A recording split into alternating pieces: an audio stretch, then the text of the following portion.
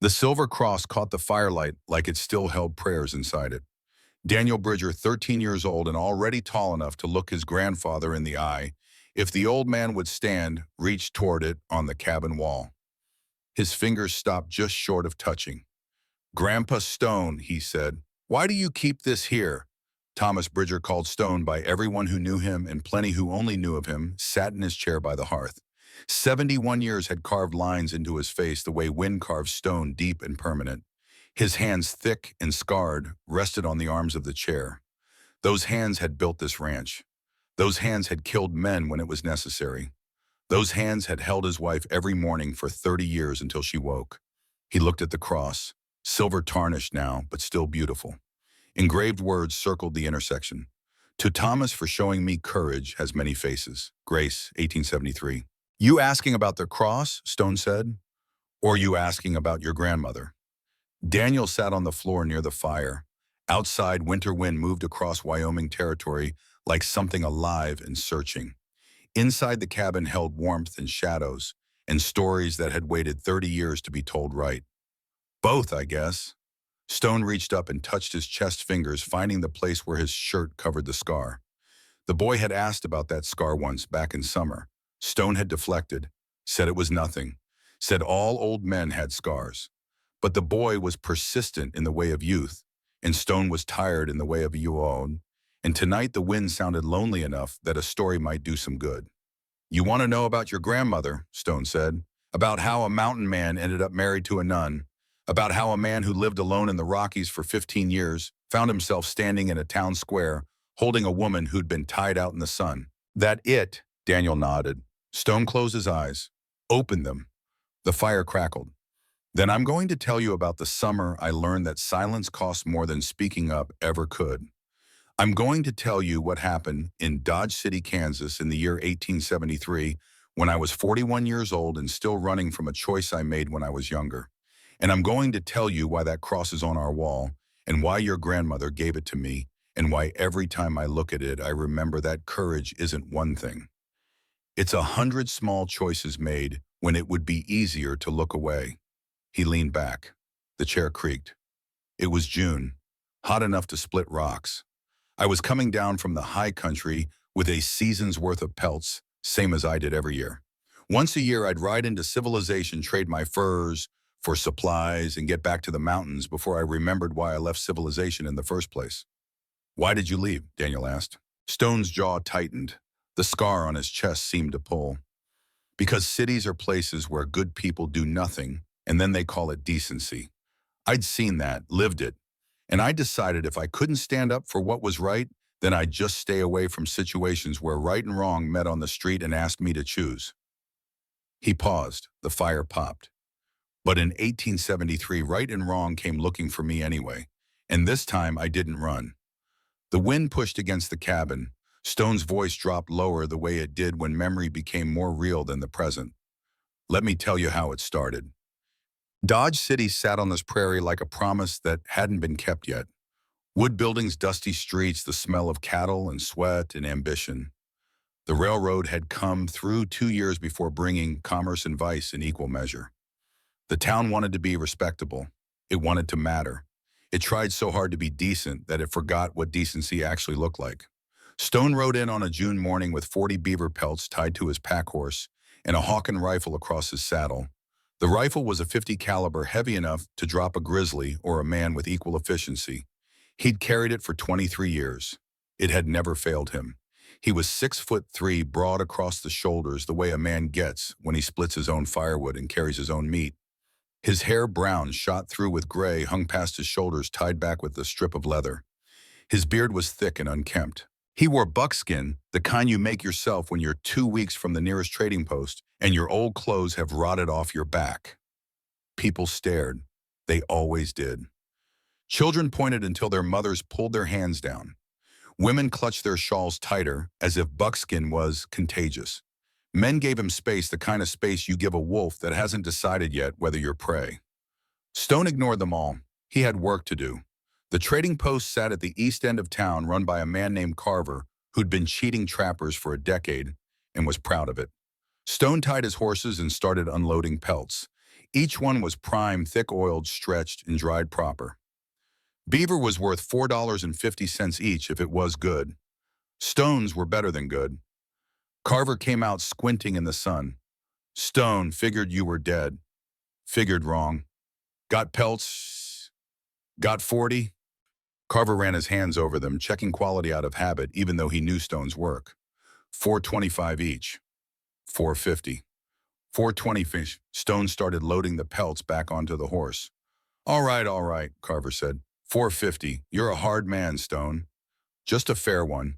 They settled accounts. $180 in gold and silver minus the supplies Stone needed, 50 pounds of salt at 6 cents a pound, 200 rounds of 50 caliber ammunition at 4 cents each, 10 pounds of coffee at 20 cents a pound, 20 pounds of sugar at 20 cents a pound, gunpowder and caps.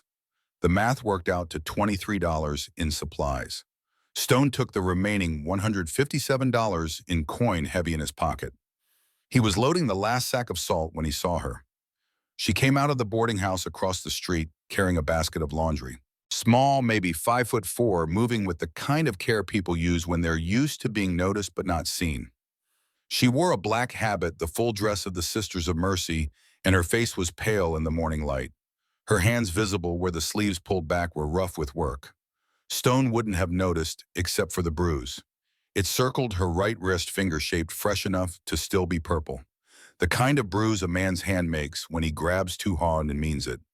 She walked past the general store, head down, and Stone saw something else, the way she held herself, like someone who'd learned to be invisible, like someone who knew that existing too loudly was dangerous. He was still watching when Jacob Harper stepped out of the livery stable. Harper was 36, married, father of 3. He ran the stable, owned 2 properties in town, and had the kind of face that looked honest until you spent 5 minutes with him and realized honest was just a mask he wore when it was convenient. He watched the nun cross the street with eyes that made Stone's jaw tighten. Stone didn't know why he cared, didn't know this woman, didn't know her story, didn't owe her anything. But he remembered another woman in another town 15 years ago. He remembered watching and doing nothing. He remembered the sound she made at the end. His hand found the Hawkins stock. Then the moment passed. The nun disappeared into the boarding house. Harper went back into the stable. The street returned to its business. Stone finished loading his supplies and told himself it was none of his concern. But the bruise stayed with him. That night, sleeping in the livery loft because a room cost 50 cents, and Stone was too proud to waste money on soft beds, he dreamed of Fort Laramie. He was 26 again, Army Scout, good at his job. There was a woman Arapaho accused of stealing a cavalry horse. The mob gathered fast, the way mobs do when they've already decided guilt and just need an excuse. They dragged her to the center of camp, threw a rope over the supply wagon's crossbeam. Stone stood in the crowd. He knew she was innocent. He'd seen Private Henderson take that horse 3 nights before riding out to the trader camp to gamble it away. Henderson was white-connected, the captain's nephew. The woman was Indian, alone, defenseless. The rope went around her neck. Stone felt his chest tighten, felt words rising in his throat. If he spoke, they'd turn on him. He was known for sympathizing with the tribes. They called him half-breed lover behind his back. If he spoke up, he'd be next. So he stayed quiet. The woman screamed her innocence all the way to the end. Her voice broke on the last word. The sound followed Stone into the mountains and never left. He woke in the loft with sweat on his face and the old shame burning in his chest. Dawn was breaking. Dodge City was stirring. Stone lay still, listening to the town wake, and wondered why some memories hurt more with age instead of less. 3 days passed. Stone should have left, should have taken his supplies and ridden back to the high country where the only choices were between rabbit and venison, between this valley and that one. Simple choices, clean choices. But he stayed, told himself he needed to check with the assay office about some mining claims. Told himself the North Trail would be muddy from late snow and another week wouldn't hurt. Told himself a dozen reasonable lies and knew they were all covering one truth: he wanted to see if the nun was all right. He saw her each morning, carrying laundry, working at the boarding house, sometimes walking to the small Catholic mission at the edge of town. St. Mary's it was called, a sad little building with a leaning cross and windows that needed glass. She moved through town like a ghost there, but not there visible, but unseen. Women ignored her. Men watched her too closely.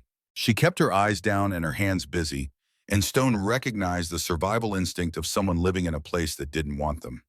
On the fourth day he was at the general store when she came in. She approached the counter, voice quiet. "Excuse me, sir. Do you need thread for mending?" The shopkeeper barely looked up. "Don't need none work. Got a wife for that." "Of course, thank you." She turned to leave, saw Stone standing by the door. Their eyes met for half a second. Hers were blue-gray, tired old in a young face. Then she looked away and kept walking. Stone followed her out. Not close, just keeping distance. Something in his gut said danger was circling, and his gut had kept him alive through 3 decades of mountains war and winter. He was right.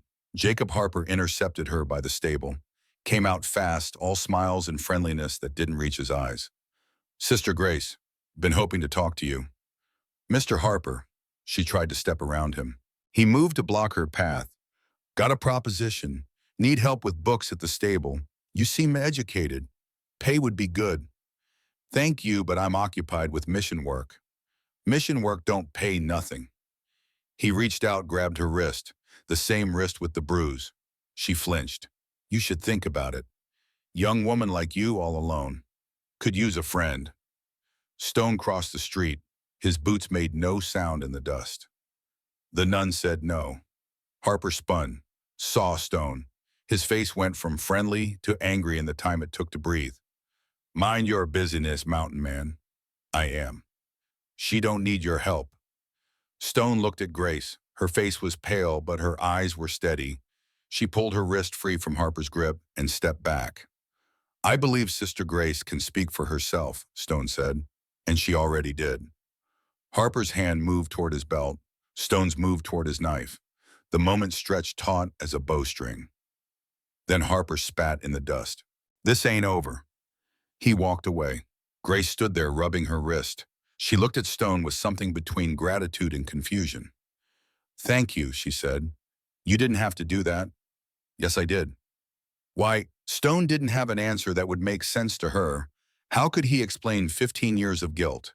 How could he explain that every time he saw someone being threatened, he heard that Arapaho woman's screams? "Just did," he said. She studied him.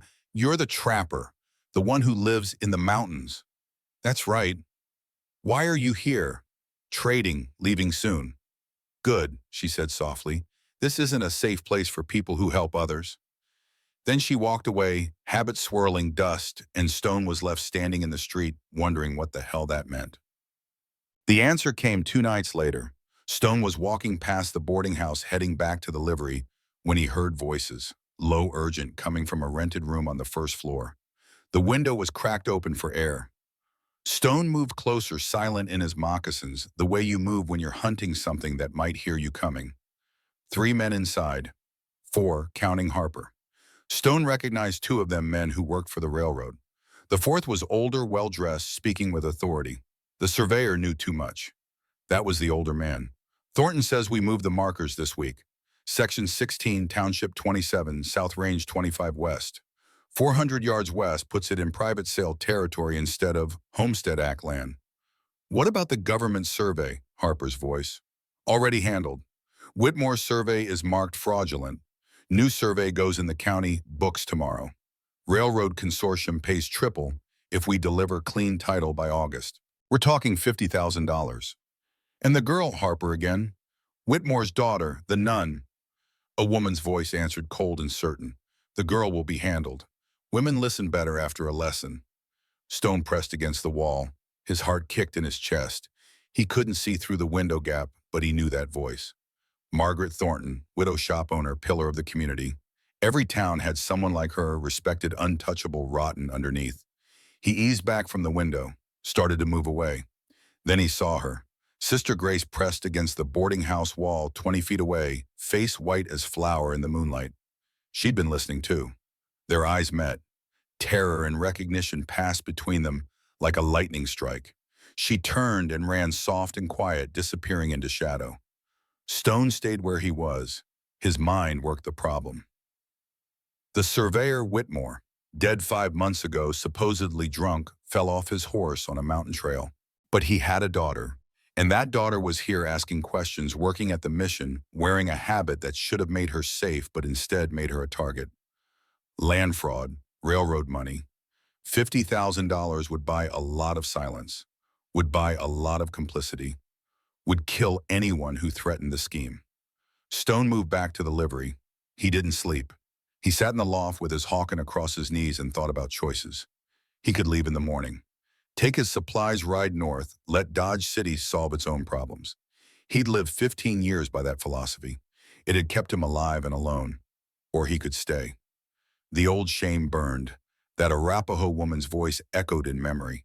He couldn't save her, but maybe, just maybe, he could save someone else. Dawn came. Stone didn't move. He was still sitting there working through scenarios when he heard the commotion outside. Women's voices, angry, righteous, sharp as broken glass. Stone stood, looked out the loft door, saw a group of women, 6 or 7 of them, surrounding Sister Grace in the street. Leading them was Margaret Thornton, dressed, fine face set in an expression of moral certainty that Stone had seen before and always hated. "Saw you with Jacob Harper," one woman shouted. "Tempting married men." Another, "Moral corruption." Grace tried to speak, tried to defend herself, but her voice was drowned in the chorus. More women joined, 10, 12, 15. The group moved like a single organism, righteous and terrible, pulling Grace toward the edge of town. Stone grabbed his rifle and ran. By the time he reached the street, they were gone. A shopkeeper told him they'd headed toward the river flats half a mile out. Stone didn't waste time on questions. He swung onto his horse and kicked into a gallop. The flats were empty, land flat as a table, no shade, just grass and sun and space where you could do things and nobody would interrupt. Stone saw them from a quarter-mile away. The women stood in a loose circle. In the center, something on the ground. He rode closer. His stomach turned. They'd tied her spread eagle on the earth, wrists and ankles bound to stakes driven deep. 4 stakes 6 feet apart, pulling her body taut. Her habit was torn, ripped to shame her, leaving only her chemise. Rope bit into her wrists and ankles, hemp thick as a man's thumb. Blood seeped where the rope cut skin. The women stood back, watching, judging, satisfied. Sister Grace lay there, face turned to the sky, lips moving in prayer, or curses, or maybe just breathing, because that's all she could do. The sun stood directly overhead. Noon, 100 degrees. The heat pressed down like a hand over her mouth. Stone saw all this in the second it took his horse to cover the last 100 yards. He saw the women turn, saw their faces go from righteous to uncertain. He saw Margaret Thornton step forward, chin lifted, ready to defend this atrocity with scripture and community standards and whatever lies made it possible to torture a woman and call it morality. He didn't give her the chance. Stone dismounted while the horse was still moving, hit the ground running, dropped to his knees beside Grace. Her eyes opened, focusing slowly, pupils dilated from heat and shock. "That spot," she whispered. "It hurts." She turned her head slightly, indicating her right wrist. Stone looked. The rope had cut through skin, grinding against bone. Blood pooled, mixing with sweat and dirt. "I know," he said, voice low, calm, the way you talk to wounded animals. "Going to hurt worse for a second, then better." His knife came out, steel flashing in the sun. The women started shouting. "You can't," Margaret's voice sharp with authority. "This is women's business. She needs to learn." Stone ignored her. "Put the blade against the first rope. It was new rope, good hemp, the kind you buy special when you plan to use it to break someone." The irony made him sick. He cut. The rope parted. Grace gasped as blood rushed back into her hand. The pain of circulation returning was worse than the pain of restriction, but it was temporary pain, the kind you could survive. Stone moved to the second rope. The women closed in, shouting now, all pretense of righteousness falling away, to reveal simple cruelty underneath. "She's a whore. You'll regret this. Fool." Stone cut the second rope, then the third, the fourth. Grace tried to sit up and couldn't. Her muscles had cramped, locked from being held in one position for an hour or more. Stone shrugged out of his buckskin jacket, heavy and worn, and smelling of wood smoke and mountains. He laid it over her, covering what the torn habit exposed. Then he picked her up, not gently, not roughly, certainly, the way you pick up something valuable that needs protecting. Grace made a sound, half gasp, half sob. Her head fell against his chest. Stone could feel her heart hammering. He stood, turned, looked at the circle of women. They stared back, some defiant, some uncertain. One had dropped something, a small white handkerchief embroidered with initials in blue thread. MT, it lay in the dust near Stone's boot. He didn't pick it up. He just looked at it, then at Margaret Thorne, letting her know he'd seen, letting her know he'd remember. Margaret's face went still. Calculation replaced anger. She was already working the problem, already figuring how to turn this, how to make the mountain man the villain, and herself the victim. Stone didn't care. He had more important things to worry about. He walked to his horse, stood there for a second, Grace in his arms, the women silent now watching. He could ride north, could take this woman to Fort Dodge, leave her with the army surgeon, wash his hands of the whole mess. That was the smart play, the safe play. But Stone was done playing safe. He mounted the horse with Grace still in his arms, settling her across his lap. She was light, too light. The women had been starving her too slowly, calling it discipline, calling it correction. Stone turned the horse, not north, not toward the open prairie and the mountains beyond, south, toward Dodge City, toward the main street, toward the church and the shops and the watching eyes, toward everything these women hoped would stay hidden. The women started shouting again, but their voices sounded thin now, stretched by distance and the knowledge that something had shifted, that the secret they tried to bury in the sun was being carried back to town by a man who didn't care about their judgments. Stone rode slowly. Let them watch him go. Let them follow if they wanted. He had nothing to hide and nothing to fear from people who tied women in the sun and called it godliness. Grace stirred against him. You're going the wrong way. No, I'm not. They'll destroy you. They'll try. She was quiet for a moment, then so soft he almost missed it. Thank you. Stone didn't answer. Couldn't trust his voice. He just kept riding south toward Dodge City, carrying a woman he barely knew, toward a confrontation he couldn't win, because 15 years ago he'd stayed silent when he should have spoken, and he'd be damned if he'd make that mistake again. Behind them, the women followed at a distance, dust rising from their shoes, righteous anger fading to nervous uncertainty. Ahead, the town waited unknowing. Stone's jaw set, his hands steadied on the reins. Grace's weight against him felt like a promise or a burden, or maybe just the simple fact of another life depending on his choices. He thought about the Arapaho woman, thought about her screams, thought about the rope and the crowd and his silence. Not this time. This time he'd see it through whatever the sun beat down. The horse's hooves kept rhythm. Dodge City grew larger buildings, resolving from heat shimmer into solid wood and glass and watching windows. Stone rode straight down the main street. People stopped. Conversations died. Doors opened and faces appeared, drawn by the strange sight of a mountain man carrying a nun through town like the world had turned upside down and nobody had told them. Stone didn't acknowledge any of them. He rode to the church, the whitewashed building in the center of town where everyone could see. He dismounted with Grace still in his arms, set her down in the shade of the church steps. The buckskin jacket fell away, revealing the torn habit and the rope burns and the truth these people had tried to pretend wasn't real. Then Stone stood, put himself between Grace and the street, planted his feet and crossed his arms and waited. The town stared back. A boy with a slingshot stopped, mid-stride, toy hanging forgotten. A woman behind him grabbed his shoulder, pulled him back. Not gently, not cruelly, just scared of being seen caring. A man removed his hat, looked around, saw no one else removing theirs, put it back on. Each tiny decision showed Stone what he already knew: how a town chooses its soul. The women who tied Grace arrived breathless and angry. They stood at the edge of the gathering crowd, faces flushed, mouths open to speak. But something stopped them. Maybe the silence. Maybe the way Stone stood there immovable.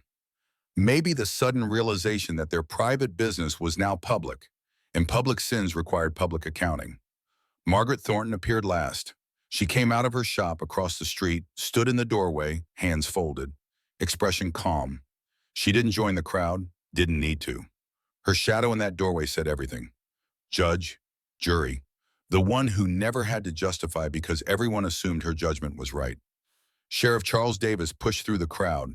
He was 46, competent when it didn't cost him anything, married to Margaret's younger sister. His badge caught the sunlight. "What's all this?" he said, too loud, too late. Stone looked at him, said nothing. Well, the sheriff's hand moved toward his gun belt. Someone want to tell me why there's a commotion. Found a woman tied out in the sun, Stone said. Each word measured. Figured the law should know. Tie, that's... There might be reasons. Reasons. Stone's voice dropped. Went quiet.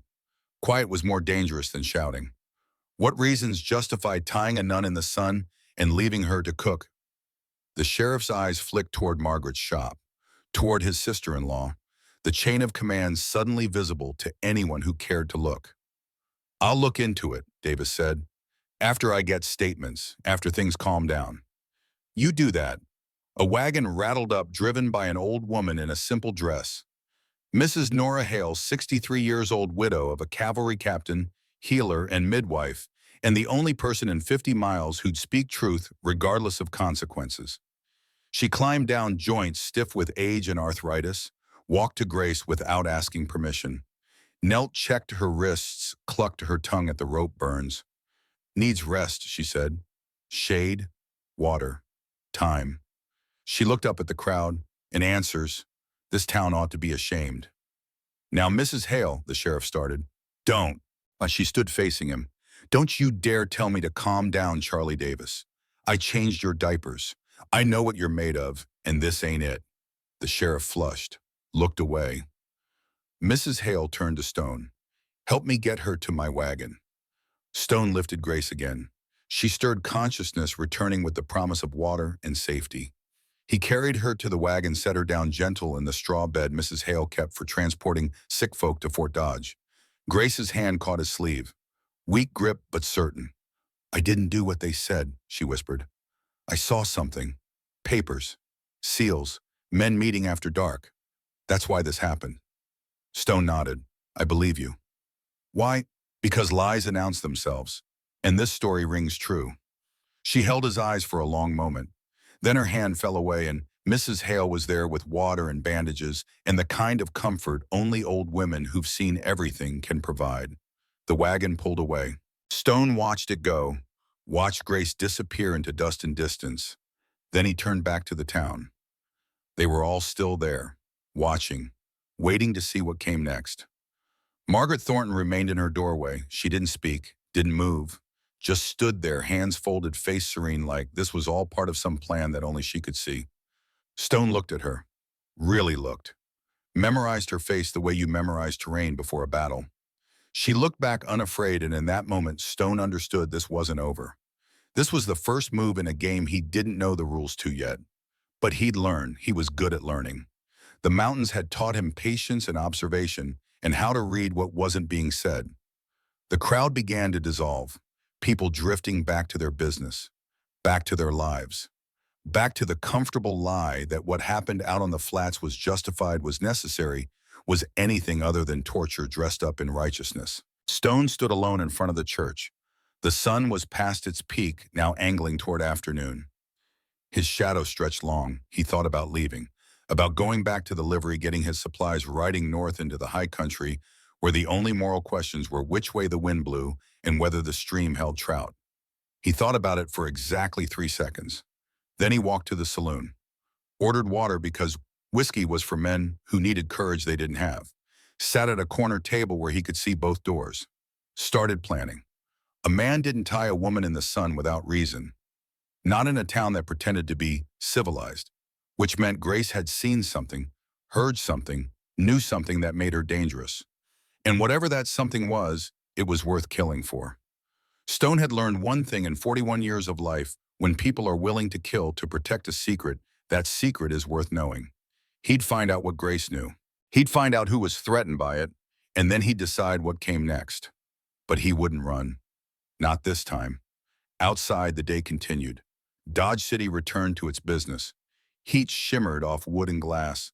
Somewhere a hammer rang on iron. Somewhere someone laughed. And in a shop across the street, Margaret Thornton closed her door, pulled the shade, and began making plans of her own. The game had started. Stone didn't know the rules yet, didn't know the stakes, didn't know if he'd lived to see how it ended. But he knew one thing with absolute certainty: when a whole town believes a lie and one man chooses to break it open, someone's going to pay the price in the end. Stone just hoped when the bill came due, he'd have enough left to cover it. Mrs. Hale's cabin sat 3 miles east of Fort Dodge, close enough to hear the morning bugle, but far enough that soldiers didn't come bothering unless someone was dying. The structure was solid pine built 20 years back when Captain Hale was still breathing, and the frontier felt like it might someday submit to order. It hadn't submitted. The captain was dead. But the cabin remained, and inside its walls, Sister Grace lay on a rope bed with clean bandages around her wrists and questions burning behind her eyes. Stone arrived at dawn. He'd spent the night in Dodge City watching shadows, listening to conversations that stopped when he entered rooms, making sure no one decided to finish yesterday's work. The town had gone quiet after the spectacle, the kind of quiet that comes when shame and anger mix, but haven't decided yet which one will win. He knocked twice. Mrs. Hale opened the door, white hair pulled back, severe eyes that missed nothing, despite 63 years of frontier living. "She's awake," the old woman said. "Been asking after you since first light." Stone stepped inside. The cabin smelled of sage and lye soap and the particular mustiness of old wood that's weathered too many storms. Grace sat propped against pillows, wearing a simple cotton dress that Mrs. Hale must have loaned her. The habit was gone, probably burned. Her face had color now, though her eyes still carried the weight of what had happened. "Mr. Bridger," she said. "Stone." "Stone, then." She gestured to a chair built for smaller men. "Please, sit." He sat. The chair creaked under his weight. Mrs. Hale moved to the stove, busying herself with coffee, giving them the illusion of privacy while staying close enough to intervene if needed. Grace folded her hands in her lap. The bandages made her fingers look like white flowers blooming from cloth stems. "I need to tell you why they did this to me," she said. "The real reason." Stone nodded. "I'm listening." She took a breath, steadied herself the way people do before jumping into cold water. Then she started talking. Her father, William Whitmore, had been a surveyor, one of the best the government ever contracted. When accuracy mattered, when boundaries could mean the difference between legal settlement and armed conflict, they called William Whitmore. He worked alone, never took apprentices, and his measurements were gospel because he'd never been wrong. Not once in 22 years. In March of 1873, the government hired him to survey Section 16 Township 27 South Range, 25 West. Standard boundary work. Establish the exact lines, determine whether the land fell under Homestead Act provisions or remained available for private purchase. Simple enough for a man of his skill. He did the work. Set his transit on bedrock, calculated angles to the nearest second of arc, measured distances with steel chain that accounted for temperature variation, drove stakes according to mathematics that couldn't lie even when men wanted them to. And the mathematics said clear as scripture that this land was government territory, homestead land, free for settlers who'd work it, not for sale to speculators. But someone wanted it available for purchase, Grace said. Her voice stayed level, reporting facts like her father must have reported measurements. Someone who stood to make considerable profit if those boundary stakes moved just a little bit west. Stone knew where this was going. He'd seen enough fraud in his time to recognize the shape of it. The railroad. Kansas Pacific Railway. They're pushing west from Kansas City toward Denver. Need land for depot sites, for rights of way, for speculation sales to settlers following the rails. If they could buy certain sections cheap as private on and resell them for 10 times the cost, they'd make millions across the territories. So they needed your father to adjust his survey. 400 yards, that's all. Move the boundary markers 400 yards west, and suddenly government land becomes private sale territory. $50,000 worth of land that should be free becomes available for purchase at $2 an acre. She reached under her pillow, pulled out a folded paper worn soft at the creases. This is his original survey. Stone took it, unfolded it careful. The paper was official government issue, William Whitmore's signature bold at the bottom next to a stamped seal. The handwriting was precise, every number and notation placed with the care of a man who knew his work might be examined in court. Measurements, calculations, boundary descriptions, all leading to a conclusion written in underlined text. This section falls under Homestead Act provisions and is not available for private sale. At the top, stamped in red ink that had faded to rust, original survey, March 15, 1873. They offered him money, Grace continued. $500 to certify a new survey with the markers moved. When he refused, they offered $1,000, then $2,000. Her jaw tightened. My father told them he couldn't in good conscience sign his name to false boundaries, that his work was his word and his word was all he had. And then he died. April 3rd, 20 days after he refused them. She looked at her bandaged hands. His horse supposedly spooked on the mountain trail west of town. He fell 300 feet into a ravine. They found him 2 days later with a broken neck and a whiskey bottle in his saddlebag. Her voice went flat. Everyone said he'd been drinking, said it was tragic, but accidents happen when men drink and ride. Stone studied the survey. He wasn't educated in the technical aspects, but he understood precision. Understood that men like William Whitmore didn't make casual errors. You think it was murder? I know it was. My father barely touched spirits, and he never ever drank before working or riding. It was a principle with him. She pointed to the paper. That's why I came west. I found his papers in our Philadelphia house after the funeral. Found notes about Dodge City, about men pressuring him, about concerns he had regarding the survey work. I thought if I came here, if I asked the right questions, I could find proof of what happened. And you found it. 2 nights ago, I was working at the boarding house cleaning the rented rooms. One door was cracked open. I heard voices inside, low and urgent. I shouldn't have listened. I should have walked away. But I heard my father's name, and I couldn't. Stone leaned forward. What did you hear? 4 men. Jacob Harper was one. I recognized his voice. The others I couldn't place. They were discussing the land scheme, talking about moving forward now that the new surveyor had certified the adjusted boundaries. Her eyes met his. One of them said, "What about Whitmore?" And another answered, "Whitmore was handled. The daughter is the problem now." The words hung in the air between them. Handled. The kind of word that meant death without having to say it directly. Did they see you? I don't think so. I moved away quickly, quietly. But the next day, Margaret Thornton came to St. Mary's Mission. Grace shivered despite the cabin's warmth. She was all kindness, offering help, offering better work, saying a young woman shouldn't struggle alone. But her eyes stone. Her eyes knew exactly what I'd heard. So they decided to silence you. To make an example. To show what happens to women who look where they shouldn't, who ask questions men don't want answered. She touched her wrist, wincing. It worked. I'm terrified. But I'm also angry, and anger is stronger than fear if you let it be. Stone handed back the survey. She folded it, tucked it away like the treasure it was. He was quiet for a moment, thinking about men who'd kill for $50,000. Thinking about how that kind of money bought not just land, but silence, compliance, the corruption of whole towns. There's something else you should know, he said. What? When I found you yesterday, one of the women dropped something. A handkerchief, white with blue embroidery in the corner. He described it. The initials were MT. Grace's eyes widened. Margaret Thornton. She was there, maybe not holding the ropes, but there, watching, making sure it happened right. Stone's jaw tightened. That's evidence. Not proof in a courtroom maybe, but evidence of her involvement.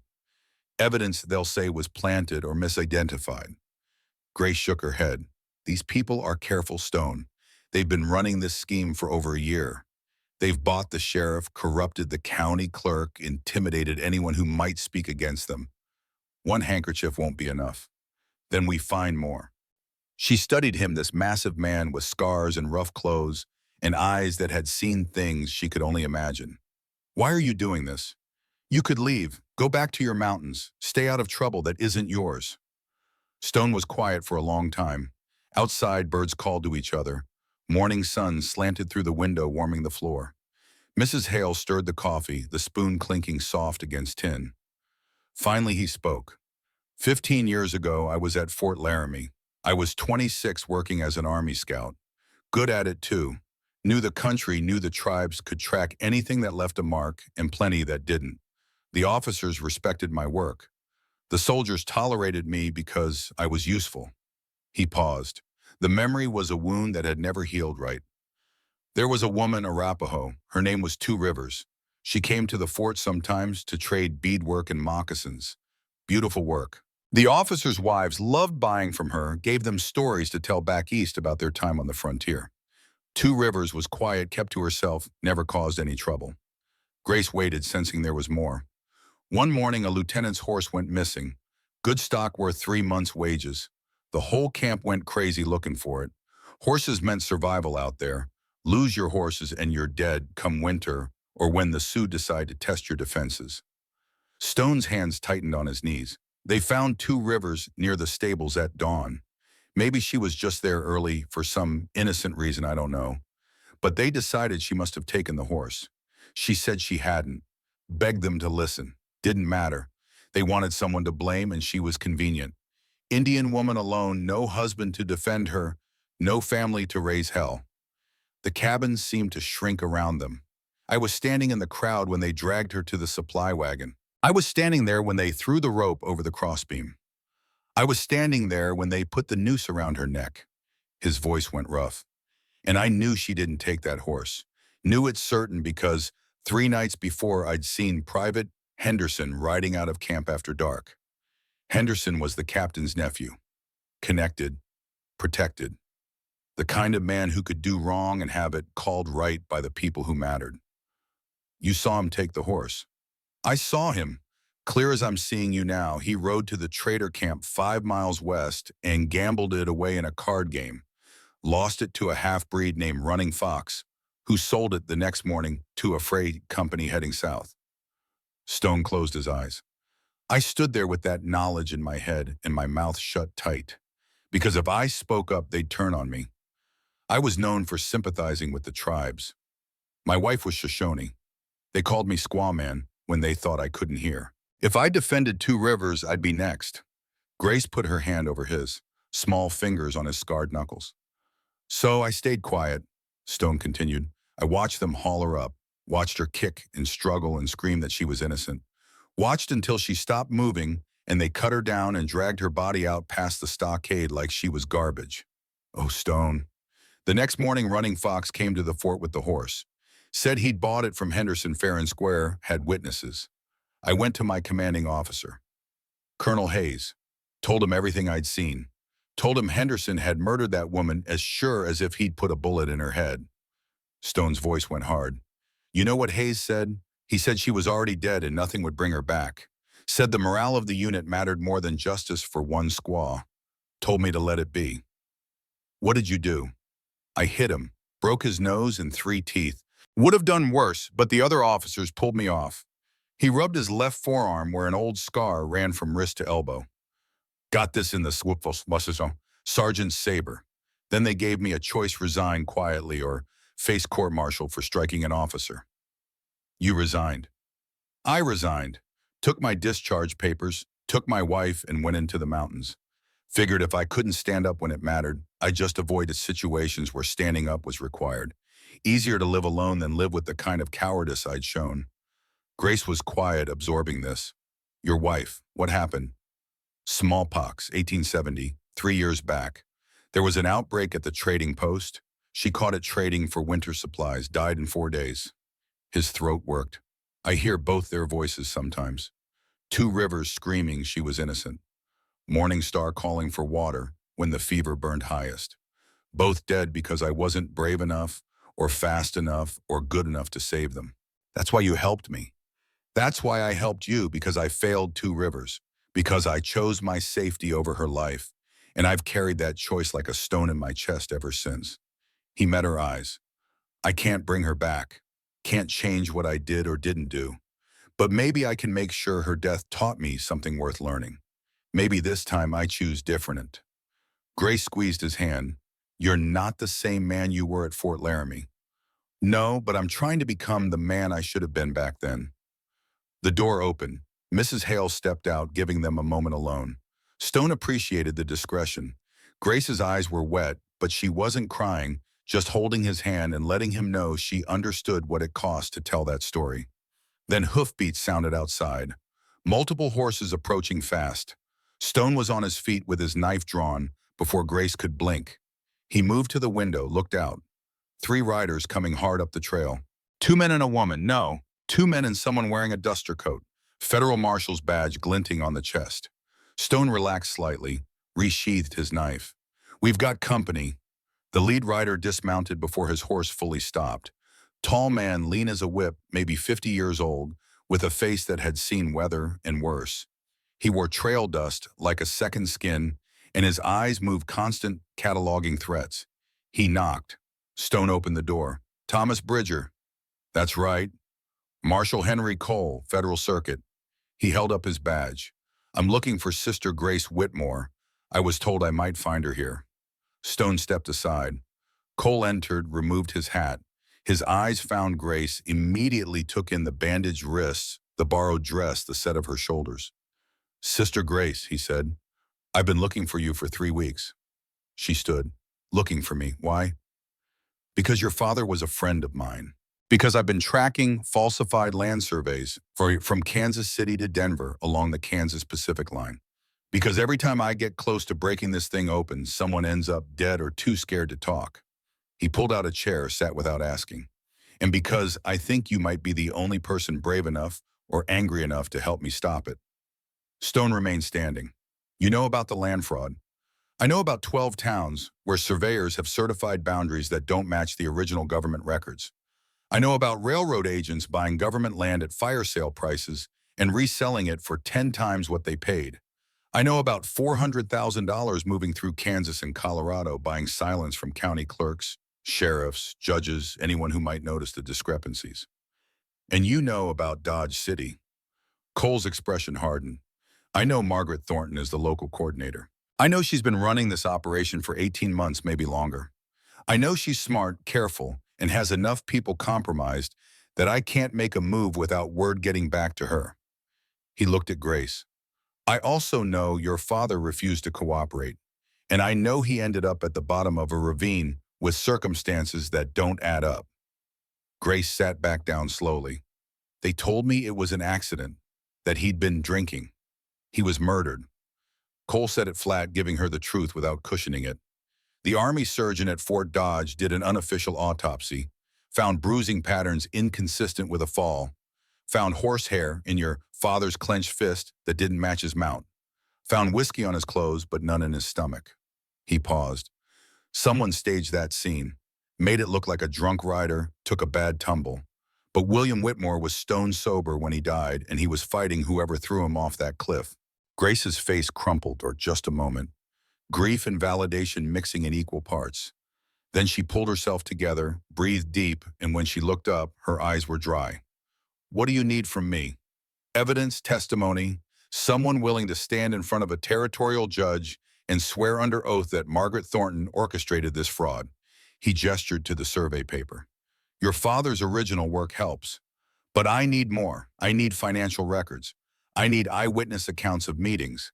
I need someone who was there, who saw money change hands, who can connect Margaret directly to the scheme. That's asking someone to dare, Stone said. Probably. Anyone who testifies becomes a target. That's why I've found nothing but silence from Kansas City to here. Cole looked at Stone. That's where you come in. Me. You stood up to this town yesterday, rode a tortured woman right through the middle of the street and made everyone look at what they'd done. That takes more than courage. That takes a specific kind of stubbornness that refuses to bend. Cole leaned forward. I need someone like that.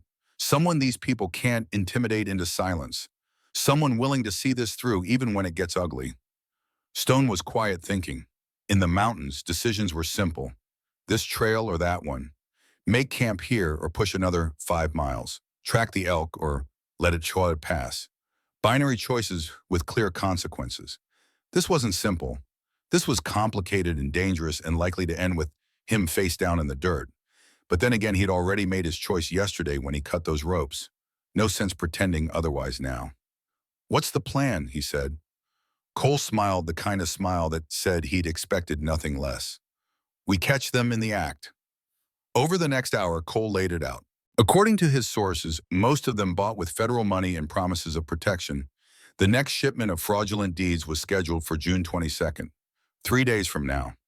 The exchange would happen at the Santa Fe Trail Junction at midnight, where the trail split east toward Missouri and west toward Colorado. Remote enough for privacy, busy enough that wagons passing through wouldn't draw attention.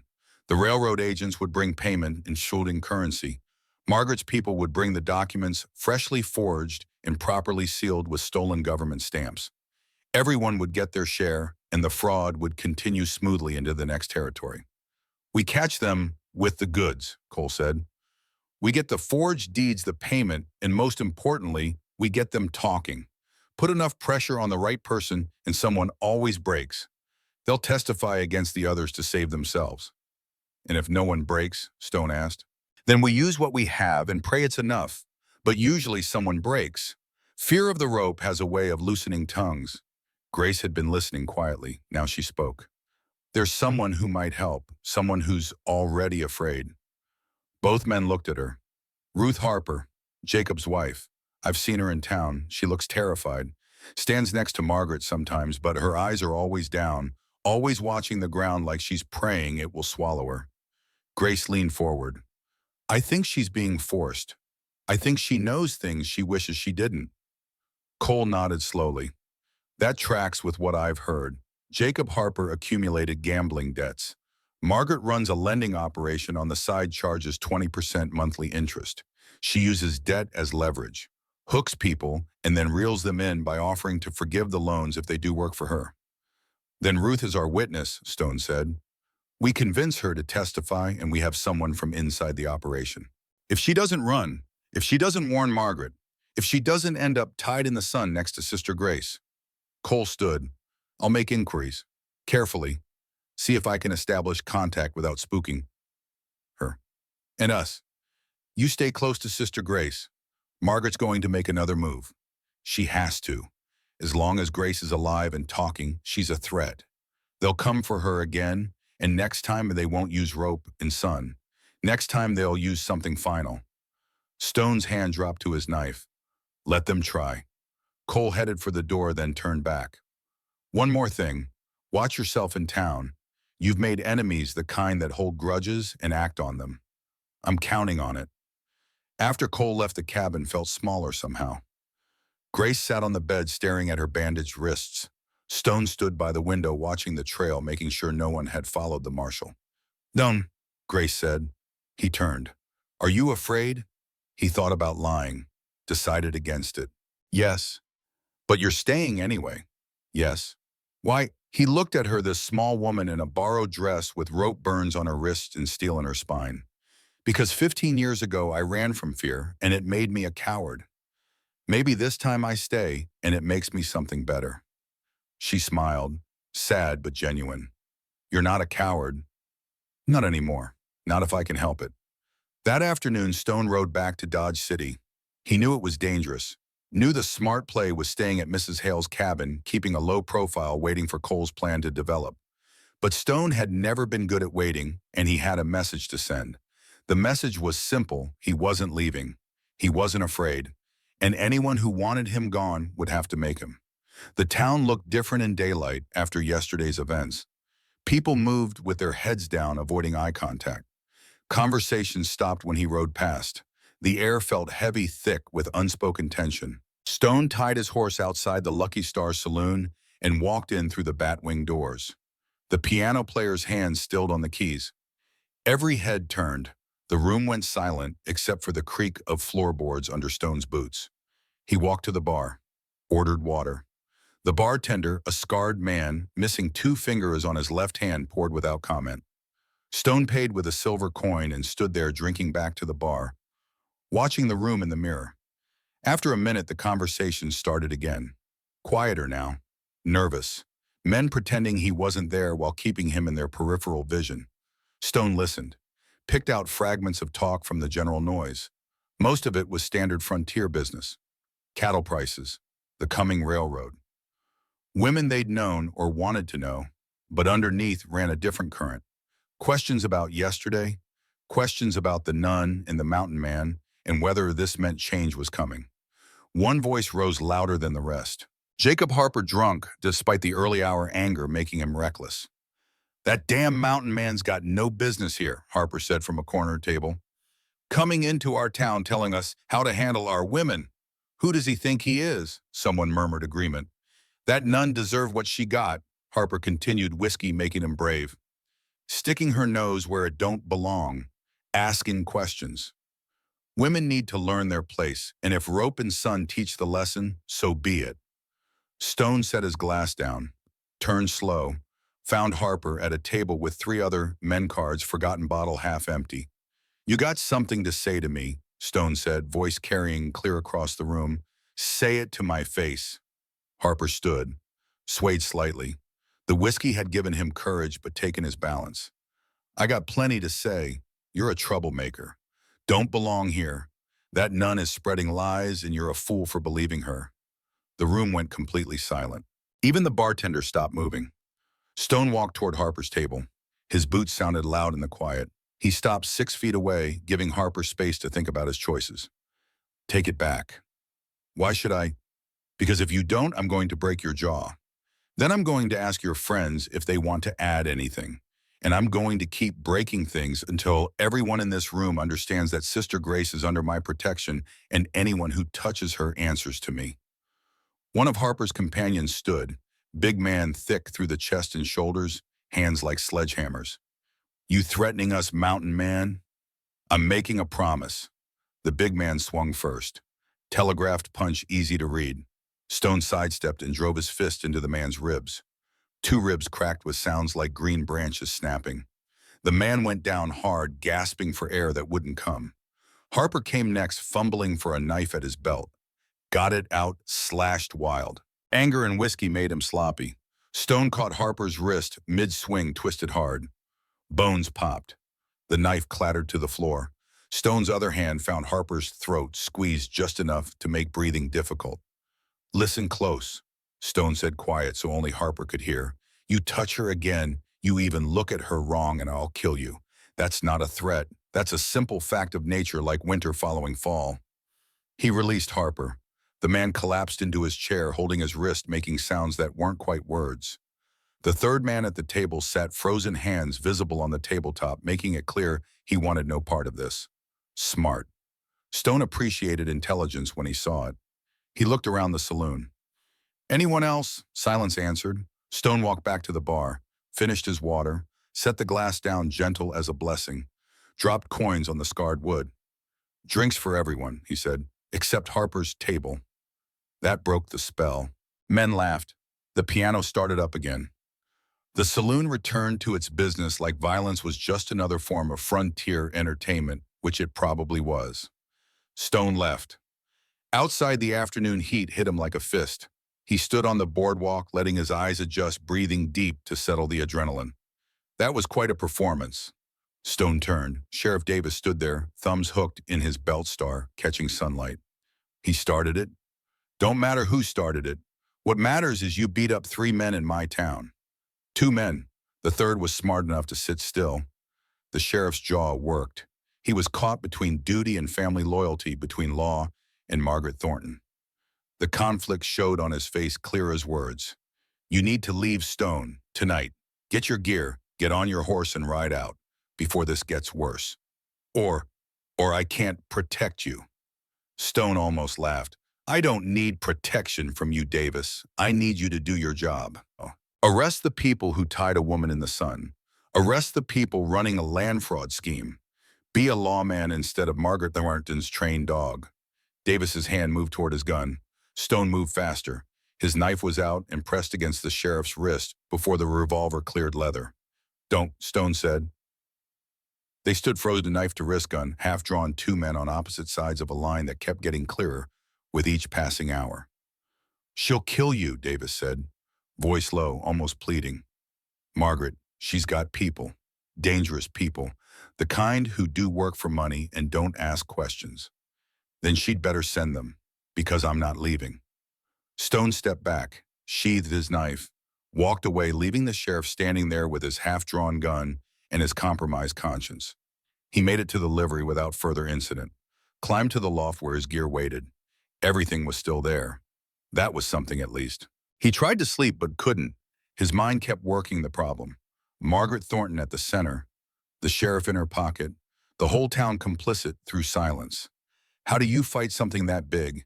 Answer, you don't fight the whole thing. You cut out the heart and let the body die. Margaret was the heart. Remove her and the rest would collapse. But how Stone was still thinking when dawn came gray and cold despite the summer month. He rose, stretched muscles sore from yesterday's fight, and climbed down from the loft. Something was wrong. The livery stable was too quiet. No horses moving, no mice rustling in the hay, just silence that felt like a held breath. Stone moved to the door, opened it slow. Someone had nailed something to the outside boards. A coyote, dead. Throat cut clean, the kind of cut you make when you know what you're doing. Blood had run down the wood, pooling in the dust below, fresh enough that flies hadn't found it yet. Pinned to the coyote's fur was a piece of paper. Stone pulled it free, unfolded it. The handwriting was neat, educated, the kind taught in Eastern finishing schools. Leave or you're next. Stone studied the note, then the coyote, then the knife work. Someone had come here while he slept, had stood outside the loft where he lay vulnerable, had killed this animal and left it as a message. They could have killed him instead. But they'd chosen warning, mistake. You warned someone when you were afraid of them, when you thought fear might work where violence wouldn't. Stone pulled the coyote down, examined the wound closely. Single cut deep, made with a blade at least 8 inches long. Bowie knife probably, military grade. The kind of weapon that said whoever held it knew how to use it. He wrapped the coyote in a blanket, took it with him. Evidence. Cole might want to see it. Then he saddled his horse, loaded his gear, and rode for Mrs. Hale's cabin. Rode fast because if they'd threatened him, they might have tried for Grace. The cabin appeared peaceful as he approached. No smoke, no movement. Stone's chest tightened. He dismounted before the horse fully stopped. Hit the ground running, burst through the door with his knife drawn. Mrs. Hale stood at the stove, stirring something that smelled like rabbit stew. Grace sat at the table wearing the borrowed dress, looking stronger than yesterday. Both women turned at his entrance, saw his face, saw the knife. What happened? Mrs. Hale asked. Stone sheathed his weapon, showed them the note, told them about the coyote. Mrs. Hale's face went hard as granite. Margaret's work. That woman's got ice water for blood. We can't stay here, Stone said. Too isolated. They come at night and we're sitting ducks. Where do we go? Grace asked. Town. Get rooms at the boarding house. Stay where people can see us. It's harder to disappear someone when the whole street watches. The boarding house is where they grabbed me. And this time I'll be in the next room. They want to try again, let them. But they'll have to do it in daylight with witnesses. Grace looked at Mrs. Hale. The old woman nodded. Boy's right.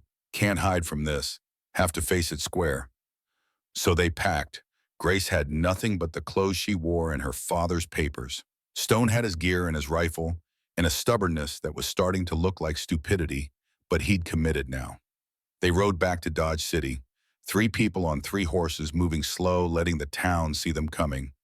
Grace on Mrs. Hale's mare, Stone on his gelding, Mrs. Hale on her mule because she'd insisted on coming, and neither of them had the heart to refuse her. The town watched them arrive. Stone felt the eyes tracking them down the main street, saw curtains move, saw doors crack open. Everyone wanting to see, but no one wanting to be seen caring. Stone got Grace a room at the boarding house. Paid a week in advance. 7 times 40 cents came to $2.80. Highway robbery for a room with a straw mattress and a broken window, but the proprietor knew he had leverage. Stone took the room next door. Through the thin wall, he could hear Grace moving around, settling in. The sound was oddly reassuring, proof she was alive and safe and not tied out under the sun. He lay on the narrow bed staring at water stains on the ceiling, and that's when he heard the knock. Not on his door, on Grace's. Stone was through the adjoining door before conscious thought caught up with instinct. Grace stood frozen, hand on the doorknob, fear written across her face. Don't, Stone said. Another knock. Harder, more insistent. Stone moved Grace aside gently, put his hand on his knife, opened the door fast, ready for whatever came through. A woman stood there, small, pale eyes red from recent tears. She wore a simple calico dress and a shawl despite the heat. Her hands twisted together like they were fighting each other. Please, she said, voice barely above whisper.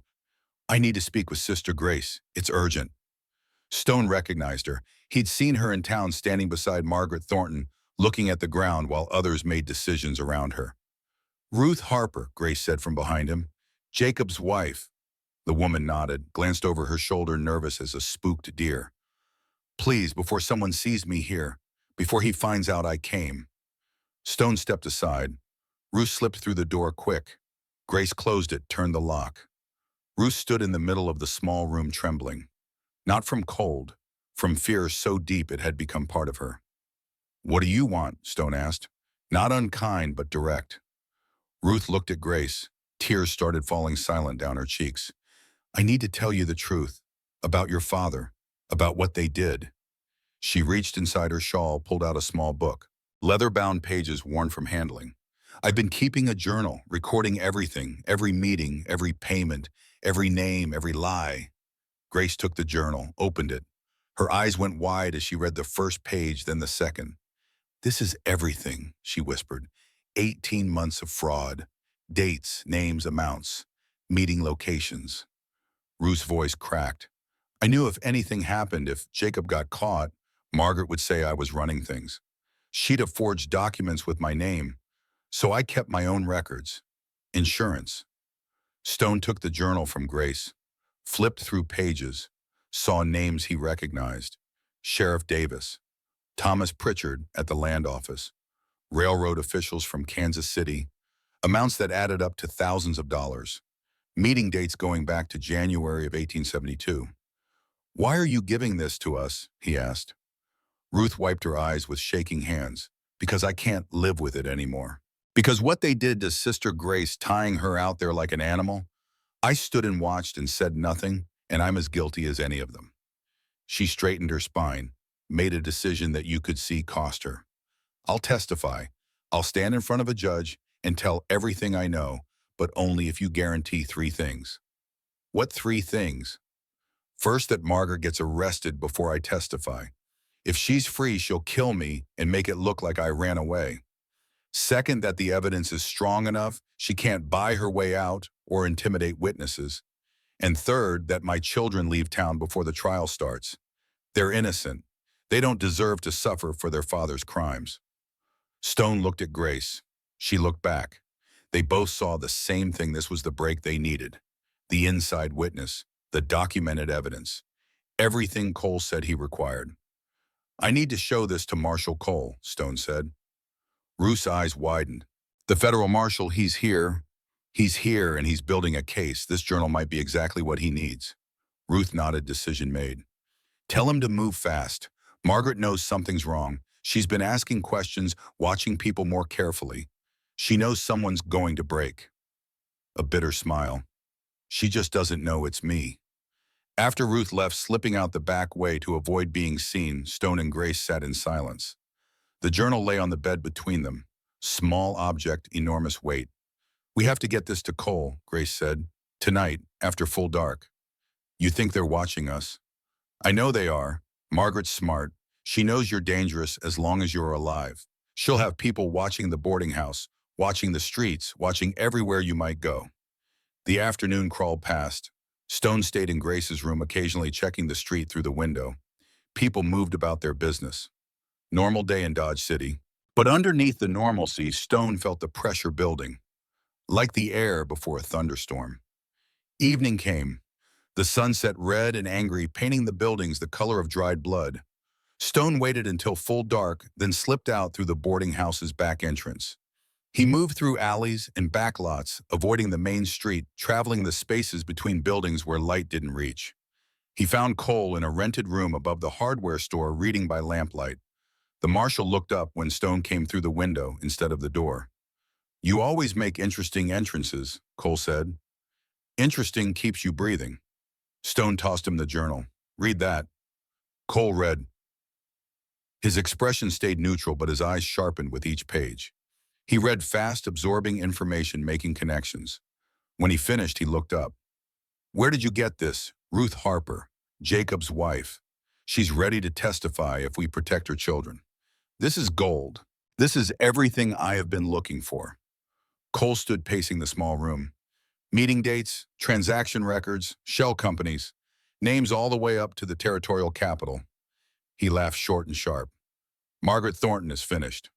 If Ruth testifies, if she testifies, and if she stays alive long enough to do it."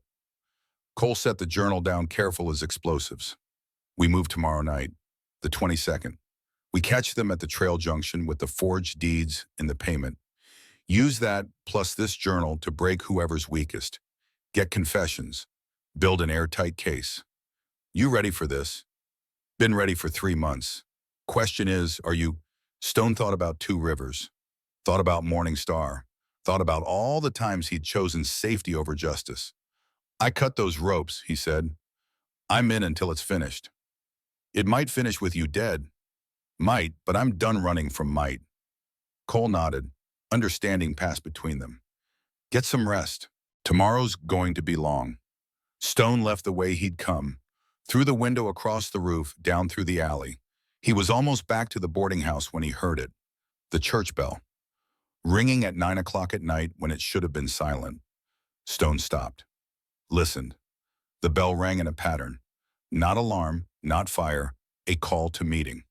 He changed direction, headed for the church. Other people were moving through the darkness, too drawn by the bell, like moths to flame. They gathered in front of the building, murmuring, asking questions nobody could answer. Then the doors opened. Margaret Thornton stood there, backlit by lamplight from inside hands, folded expression, calm as Sunday morning. Friends, she said, neighbors, there are matters we need to discuss. And Stone knew with the certainty that comes from years of reading Danger in the Wilderness that everything was about to get worse. The crowd filed into the church. Stone went with them, keeping to the back watching. The benches filled with townspeople, men he'd seen on the street, women who'd stood watching while Grace suffered, faces he recognized and faces he didn't, all gathering because Margaret had called and they answered. The church smelled of old wood and candle wax and the particular staleness of a building that saw more judgment than mercy. Stone stood near the back door, arms crossed, letting everyone see he was there but not joining them, not becoming part of their congregation.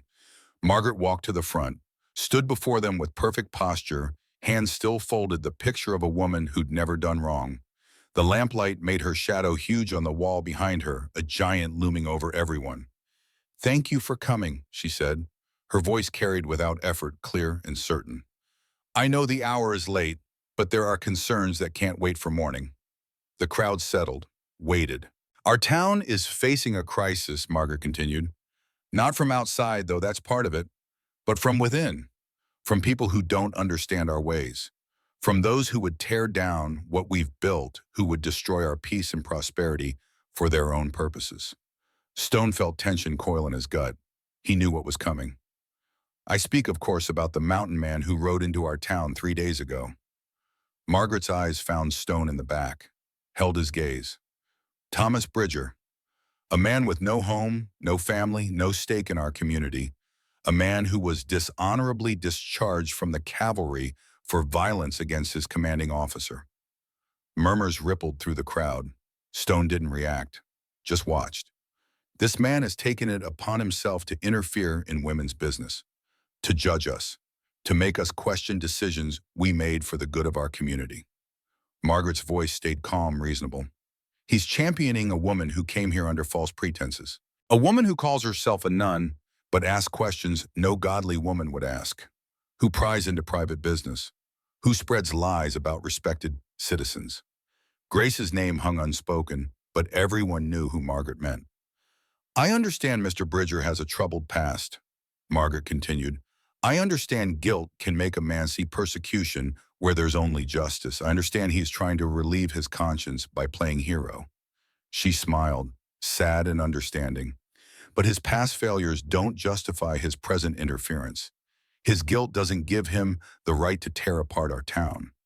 Stone heard it then, the shift in the room, the way people started nodding, started seeing him the way Margaret painted him. Troubled, guilty, interfering. She was good. He'd give her that. So I ask you, friends, neighbors, what gives him the right? Margaret spread her hands.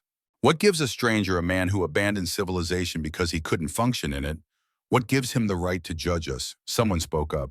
He's got no right, another voice. We were handling things our way. The crowd was warming, finding its voice, turning from uncertain to righteous. Stone stayed silent. Let them talk. Let them reveal themselves. Then the back door opened behind him and Marshal Cole walked in.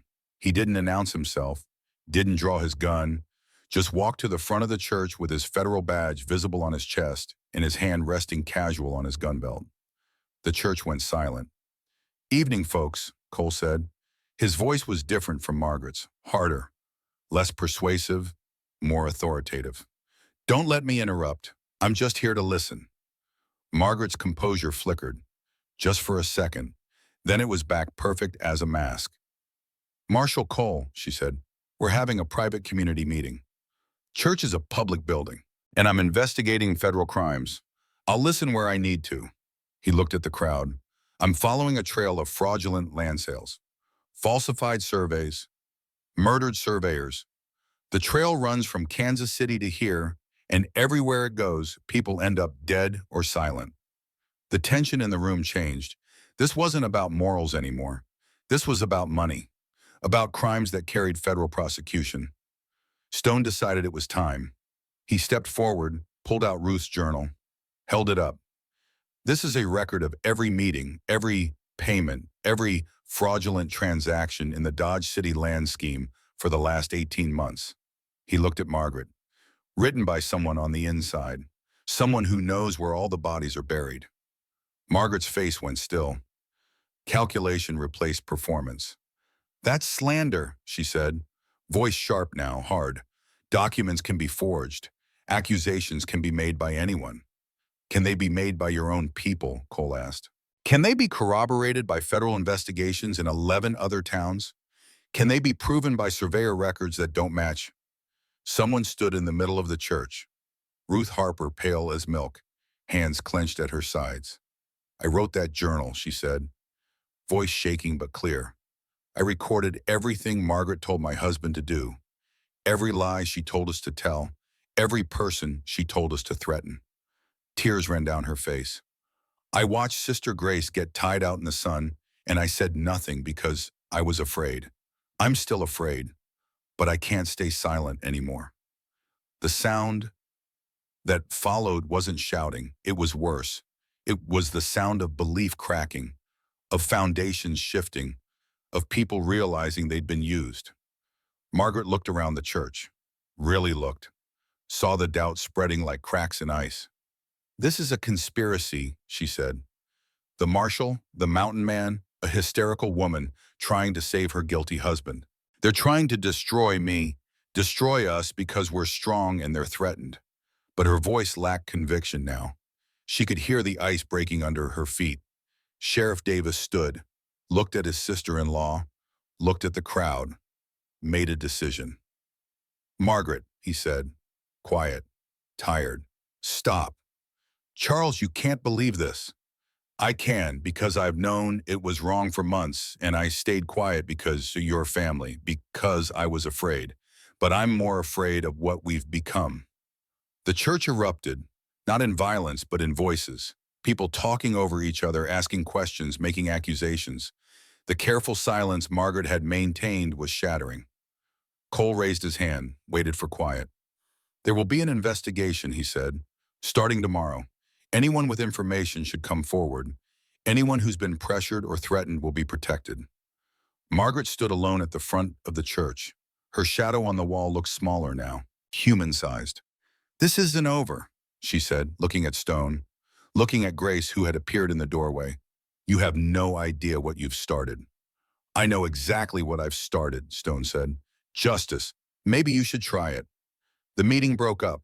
People filed out, not speaking, eyes down, each one carrying a piece of guilt and shame, and maybe, just maybe, the beginning of redemption. Stone waited until they were gone. Then Grace, Cole, and Ruth stood in the empty church. "What happens now?" Ruth asked.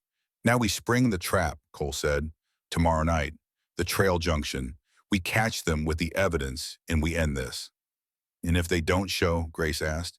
"They'll show." Margaret's too invested to walk away.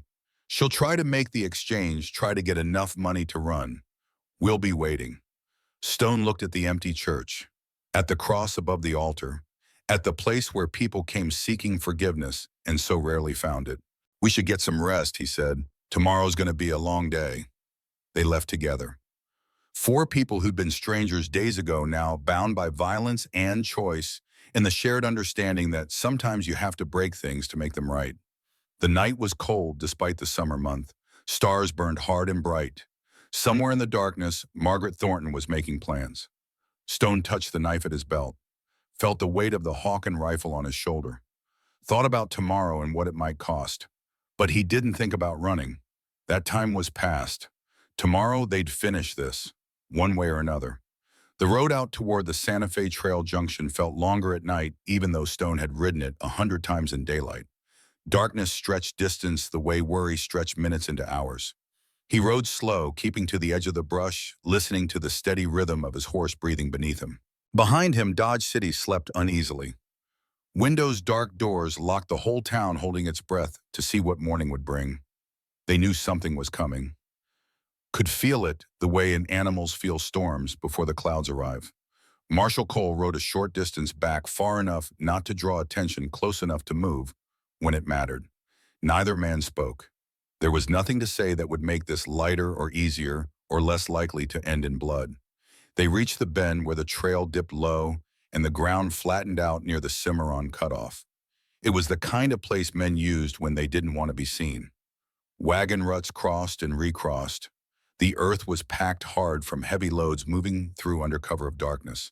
Stone dismounted, ran his hand along the ground, fingers brushing over fresh marks. Recent, heavy, not just supplies, the kind of weight that came from crates full of documents and gold. Cole nodded. They waited. Waiting was the hardest part because waiting gave a man time to remember. Stone listened to the night and heard old sounds hiding inside it. A crowd breathing together, a rope creaking, a voice insisting innocence while everyone pretended not to hear. Cole watched him once, then looked back to the darkness. He had the look of a man who'd seen towns lie to themselves and call it peace. Somewhere out on the flats, a coyote called. The sound carried thin and lonely across the emptiness. Stone thought of Grace back in town with Mrs. Hale, both women armed, now both women ready. He'd left them his spare pistol and instructions to shoot first and ask questions, never if anyone came through that door who wasn't him. A faint glow showed far off, then vanished like someone shielding a lantern with a hand. Cole leaned forward a fraction. Stone felt his pulse change. Not faster, sharper, more focused. A wagon wheel squealed once, then went quiet. Someone had oiled the axle but missed a spot. Amateur mistake, the kind that got you caught. Stone didn't move. He only tightened his grip on the Hawkins stock and waited for the darkness to make its mistake. Time passed slow. Crickets sang their summer song. The air smelled of dry grass and dust and the particular emptiness of prairie nights. Then came the sound they'd been waiting for. Wheels, low voices. A lantern flickered in the distance, hooded just enough to guide the way without calling attention from town. 2 wagons rolled into view, pulled by tired horses. 4 men walked alongside, heads down, hands close to their belts. Stone watched their posture, the way they moved. These weren't ranch hands or freight haulers. These were men who'd done this before, who knew how to make exchanges in the dark and disappear before dawn. The wagon stopped. Crates were shifted. A sack thudded to the ground, heavy with the distinctive sound of coin. Then a figure stepped forward from the shadows. Margaret Thornton. She wore riding clothes instead of her usual elegant dress. Dark wool practical boots, hair pinned back tight. All business. No pretense. She looked like someone who believed the law belonged to her because she'd bought enough of it to make that true. She didn't touch the crates herself, didn't lift a finger. She spoke quietly and the men moved, which told Stone everything he needed to know about who ran this operation. Then a second figure emerged, Sheriff Davis' gun belt visible even in the poor light. Stone felt something cold settle in his chest. The corruption went deeper than he'd thought. A third figure appeared. Man in an expensive suit, Eastern-cut voice carrying that particular accent of educated cities. Mrs. Thornton, the Railroad Consortium is pleased with your efficiency. Kansas Pacific appreciates partners who deliver results. Stone's jaw tightened. Not just local fraud, then. This went up the chain. Corporate money. The kind of wealth that could buy towns, territories, politicians. Margaret's voice was clear in the night air. The payment, as agreed, $5,000 in gold, another $5,000 when the Denver expansion is complete. The railroad man gestured to one of the crates. Your documents, all properly sealed, government stamps, surveyor certifications, everything needed to process the sales versus dishes. Margaret's tone was matter of fact. Just business. No different than selling grain or cattle or anything else except this business destroyed lives. Cole stepped out of the darkness. Federal Marshal, everyone stand down. For half a second, nobody moved. The moment froze like ice forming on still water. Then someone broke and ran. Everything exploded at once. A shout tore through the night. One man lunged for the wagon. Another swung wild toward Cole. Stone moved without thinking, raising the Hawken, but someone was already on him. Fist caught his jaw. Stars burst behind his eyes. Stone stumbled, kept his feet, drove his shoulder forward into solid meat. A body hit the dirt hard. The Hawken roared, white smoke and thunder splitting the darkness. Cole had fired the shot aimed high as warning. Horses screamed and pulled at their traces. Men froze momentarily in the flash of gunpowder. But only momentarily. Sheriff Davis went for his gun. Cole was faster, using his Winchester to knock the revolver from Davis's hand before it cleared leather. The weapon spun away into darkness. Two men broke for the horses. Stone pursued on foot, boots pounding hard earth. He caught the first one, tackled him low. They went down, rolling fists and elbows and knees, all trying to find soft targets. The man pulled a knife. Big blade, military issue, the kind Stone had seen before. It flashed in the dim light and slashed toward his ribs. Stone twisted, felt the blade catch his buckskin jacket, felt it punch through leather and cloth and skin.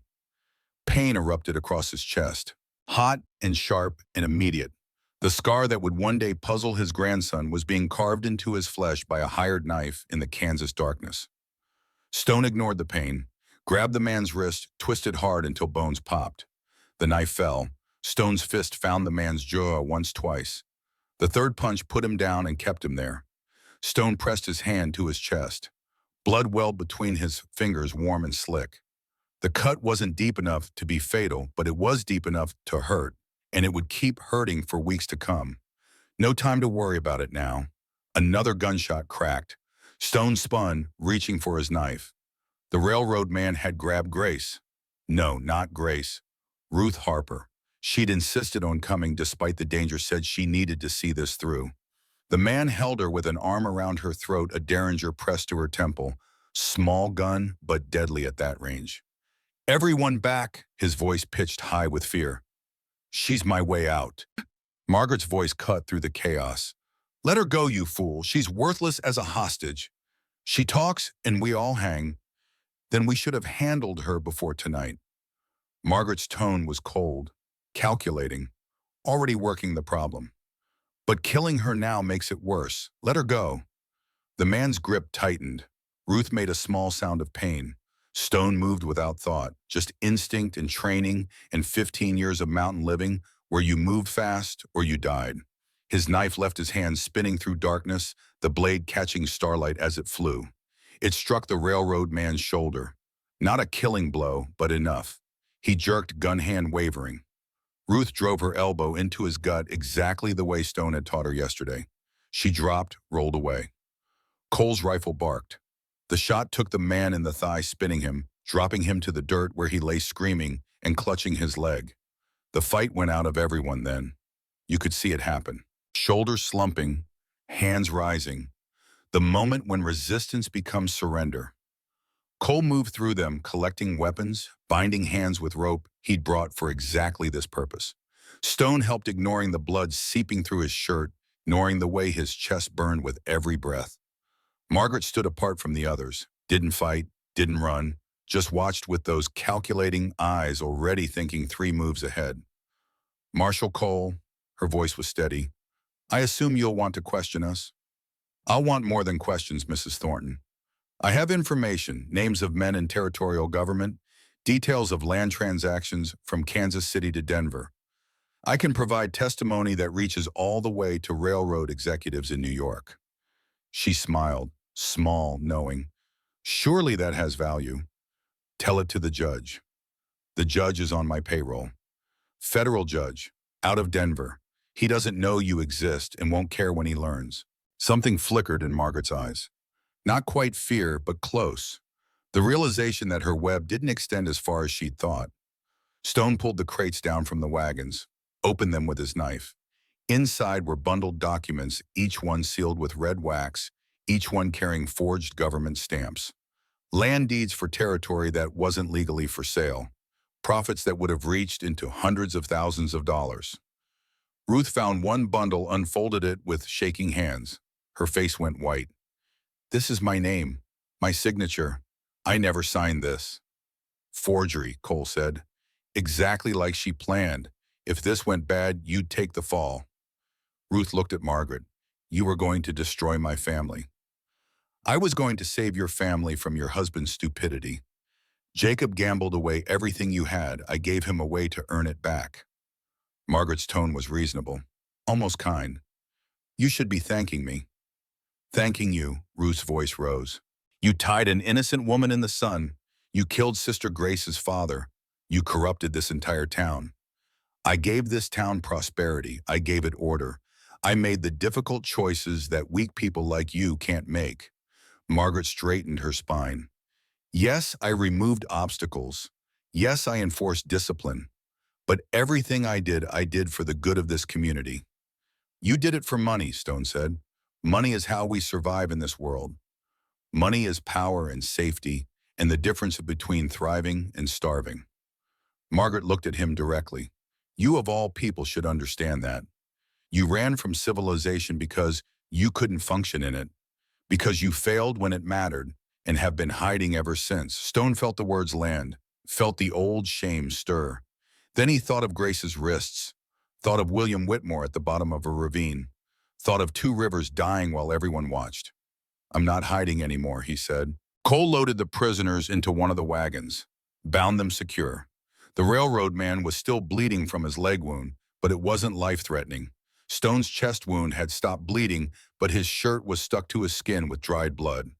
By the time they turned the wagons back toward Dodge City, dawn was already creeping into the eastern sky. Gray light cold, despite the summer month painting everything the color of old iron. They arrived as the first doors opened. People gathered without being called, drawn by instinct, in the sight of wagons rolling down Main Street in the early light. No bell rang, no announcement was made. Just the simple fact of federal law returning with prisoners and proof. The wagons stopped in front of the church. Cole had chosen the location deliberately. Where Margaret had called her meeting, where she tried to turn the town against Stone and Grace, that's where the truth would be revealed. Crates were pulled down and opened. Documents spread across a table someone brought from inside. Cole stood behind the table badge, catching the morning light, and began speaking. He spoke plainly. No flourish, no theater, just facts laid out in order. 12 towns, 47 families sold land they didn't legally own. $400,000 in fraudulent transactions. 4 surveyors dead or in a runoff. A conspiracy that reached from local coordinators like Margaret Thornton up to railroad executives in Kansas City and beyond. Stone stood to the side, Grace beside him. She'd come when she heard insisted on being there despite Mrs. Hale's protests. She wore the borrowed dress and her bandaged wrists and carried herself like someone who'd been through fire and come out changed. The crowd grew as Cole spoke. People pressed close, wanting to hear, wanting to see the documents that proved what many had suspected, but none had dared speak. Then Ruth Harper stepped forward. She looked small in the morning light, fragile, but her voice carried clear. "I was told what to say about Sister Grace," she began. "My husband owed gambling debts. Margaret said work for her or lose everything. She told Jacob to help move the survey markers, told him to intimidate anyone who asked questions, told him that William Whitmore had to be handled." Someone in the crowd gasped. Ruth kept talking. "Handled meant killed. They made it look like he fell drunk from his horse, but Jacob came home that night with $500 in blood on his jacket. I didn't ask questions because I was afraid, because we have children and no money and nowhere to go if Jacob was arrested." She pulled out her journal, held it up. "I kept records of everything. Dates, names, amounts, meetings. I knew if Margaret could blame me, she would. So I documented everything. This journal proves the conspiracy, proves Margaret ran the operation in Dodge City, proves the railroad paid for false surveys." Her voice broke. "And it proves I'm as guilty as anyone because I knew and stayed silent. I watched Sister Grace get tied out there and I said nothing. I'm guilty, but I'm also done being silent. The sound that followed wasn't shouting. It was deeper than that. It was the sound of a community realizing what it had become, of people seeing their own complicity reflected in Ruth's confession. Sheriff Davis stepped forward, removed his badge, set it on the table. I knew, he said, quiet but everyone heard. My sister-in-law ran this scheme and I looked the other way because family matters more than law, because it was easier to pretend than to act. He looked at Grace. I'm sorry for what happened to you, for what happened to your father. I'm sorry and I'm done. The crowd shifted. Other voices rose. The land office clerk admitted taking bribes to change records. The assayer admitted falsifying mineral reports to justify land claims. Person after person stepping forward speaking truth. Not everyone confessed. Many stayed silent, arms crossed, faces hard. Change doesn't come all at once. Some people would never admit wrongdoing, would take their shame to the grave and call it dignity. But enough spoke, enough admitted. Enough said the thing that needed saying. Margaret stood alone. The people who'd supported her, who'd benefited from her schemes, who'd enforced her will, they all stepped away now. Left her isolated, exposed. A judge would come from Denver. There would be a trial. Margaret would face federal charges that carried 10 to 20 years. The others would face lesser charges based on their cooperation. But that was future justice. Present justice was this moment. Margaret Thornton standing in front of the church where she'd wielded power like a weapon, now powerless, now just another criminal waiting for the law to run its course. Stone felt no triumph, just tired. His chest hurt. His hands ached. He'd been awake for 36 hours, and the adrenaline was fading, leaving only exhaustion and the beginning awareness of how close they'd all come to dying in that darkness. Grace touched his arm. You're bleeding. He looked down. His shirt was soaked through blood, seeping fresh from the knife wound. I'm fine. You're not fine. Sit down before you fall down. Mrs. Hale appeared from nowhere carrying her medicine basket. She took one look at Stone's chest and made a sound like a cat spitting. Damn fool, fighting with a hole in you. Come on. They led him into the church, sat him on a front pew. Mrs. Hale peeled away his shirt, exposing the wound. 6 inches long, running from left collarbone toward his sternum. Not deep enough to be fatal, but deep enough to scar. The kind of wound that would puzzle a grandson 30 years later and lead to this story being told. Mrs. Hale cleaned it with whiskey that burned worse than the original cut. Stitched it with thread and a needle her old hands steady despite her age. Bandaged it with clean cloth. You'll live, she said, though you're too stubborn to die even if you should. Stone tried to smile. Thank you. Thank me by resting. You've done enough. But there was still more to do. The trial wouldn't happen for weeks. The wheels of federal justice turned slow. In the meantime, the town had to decide what it wanted to be. Had to choose whether to change or stay the same, whether to face its guilt or bury it and pretend nothing had happened. The days that followed were strange. Dodge City existed in a kind of limbo, caught between what it had been and what it might become. Margaret and the others sat in a makeshift jail guarded by federal deputies Cole had brought from Fort Dodge. The regular town functions continued, but everyone moved carefully like walking on ice that might crack. Stone stayed. He told himself it was to make sure Grace stayed safe, to see the trial through, to finish what he'd started. All true, but also he stayed because the mountains felt different now. Lonely in a way they hadn't before. Like maybe 15 years of isolation was enough. Grace stayed too. St. Mary's mission needed work. The roof leaked, the windows were broken, the cross leaned at an angle that suggested the next strong wind would knock it flat. She threw herself into repairs, working alongside anyone who'd help, which turned out to be more people than she expected. Stone helped. He was good with wood, and Stone remembered skills from his cavalry days when every man had to be carpenter and mason and whatever else the situation required. He rebuilt the mission's roof while his chest healed, fixed the windows, straightened the cross, and sank it deep in new concrete. They worked side by side through July and into August. Didn't talk much, didn't need to. Sometimes the work was the conversation. One evening, sitting on the mission steps watching the sunset, Grace asked him what he'd do when the trial was over. Don't know, he said. Thought I'd go back to the mountains. But they feel different now, smaller somehow. How can mountains feel smaller? When you've been part of something bigger, when you've stood up instead of running away. The mountains are the same, but I'm not. He looked at her. What about you? I thought about leaving, getting on the first wagon east, starting over where nobody knows what happened. She touched her wrist where the scars were fading. But then I realized leaving would mean they won, would mean the fear and the shame were stronger than me. So I'm staying. Not forever, maybe, just long enough to prove I can. Stone nodded. Understanding passed between them without words. I've been thinking about buying land, he said. Small ranch, nothing fancy. Could use help.